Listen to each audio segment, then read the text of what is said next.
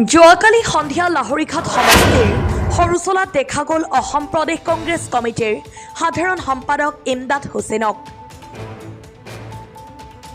আগন্তুক বিধানসভাৰ নিৰ্বাচনত লাহৰীঘাট সমষ্টিৰ পৰা কংগ্ৰেছৰ শক্তিশালী প্ৰাৰ্থিত্বৰ দাবীদাৰ ইমদাদ হুছেইন।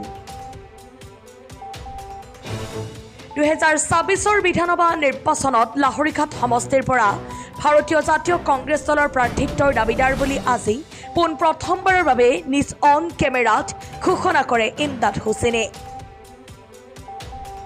24 কংগ্ৰেছ দলৰ প্ৰাৰ্থিত্ব প্ৰত্যাশী দলে টিকট দিলে ৰেকৰ্ড সংখ্যক ভোট লৈ জয়ী হৈ লাহৰীঘাট সমষ্টিৰ ৰাইজৰ কাম কৰিব বুলি মন্তব্য প্ৰকাশ কৰিছে ইমদাদ হুছেইনে।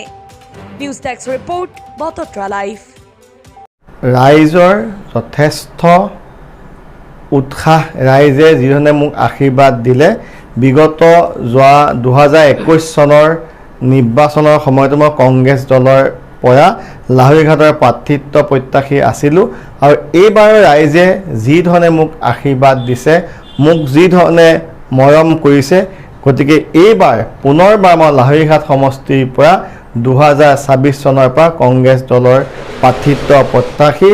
মোৰ দৃঢ় বিশ্বাস লাহৰীঘাটবাসী ৰাইজৰ যি আশীৰ্বাদ, যি মৰম, যি দোৱা, ইয়াৰ পৰা নিশ্চিত হ'ব পাৰিছোঁ যে দলে 2024ত মোক লাহৰীঘাট সমষ্টিৰ পৰা যদি কংগ্ৰেছ দলৰ প্ৰাৰ্থিত্ব প্ৰদান কৰে, নিশ্চিতভাৱে ৰেকৰ্ড সংখ্যক ভোট লৈ জয়ী হৈ এই অঞ্চলৰ ৰাইজৰ বাবে দিনে নিশাই কাম কৰিম, এয়ে মোৰ দৃঢ় বিশ্বাস।